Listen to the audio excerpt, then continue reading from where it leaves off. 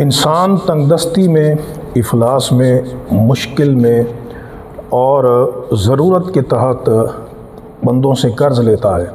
ہماری شریعت نے قرض کے باب میں ہمیں بڑی واضح ہدایات عطا فرمائی ہیں۔ میں ان میں سے چند جو حدیث کے اندر موجود ہیں وہ آپ کے سامنے بیان کروں گا۔ ان میں سے پہلی ہدایت یہ ہے قرض کے بارے میں کہ نبی کریم علیہ السلام نے اللہ رب العزت سے قرض کے متعلق پناہ مانگی ہے، اور آپ کے یہ الفاظ ہیں، صحیح بخاری اور صحیح مسلم کے اندر موجود ہیں۔ حضرت عائشہ صدیقہ رضی اللہ تعالی عنہا فرماتی ہیں کہ رسول اللہ صلی اللہ تعالی علیہ وسلم نماز کے بعد آپ یہ دعا مانگتے، اللہم انی اعوذ بک من المأثم والمغرم، کہ اے اللہ میں گناہ اور قرض سے تیری پناہ مانگتا ہوں۔ حضرت عائشہ صدیقہ نے عرض کی، یا رسول اللہ صلی اللہ علیہ وسلم، آپ قرض سے بہت پناہ مانگتے ہیں، اس کی وجہ کیا ہے؟ تو حضور نے فرمایا کہ جب بندہ پہ قرض ہو جائے تو حدث فکذب، وہ بات کرتا ہے تو جھوٹ بولتا ہے، ووعد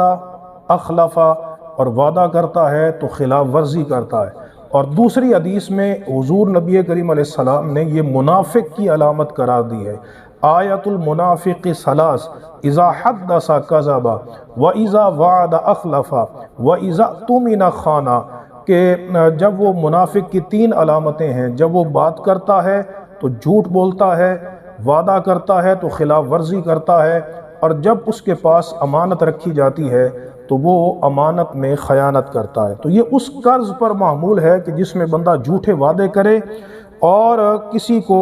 جو ہے وہ اس کی ادائیگی میں اس کو تنگ کرے، تو نبی کریم علیہ السلام نے ایسے قرض سے پناہ مانگی ہے۔ وگرنہ سرکار دو عالم علیہ السلام نے خود آپ نے ایک موقع پر قرض لیا ہے، اور یہ بھی حدیث صحیح بخاری کے اندر موجود ہے، تو جس سے معلوم ہوا کہ قرض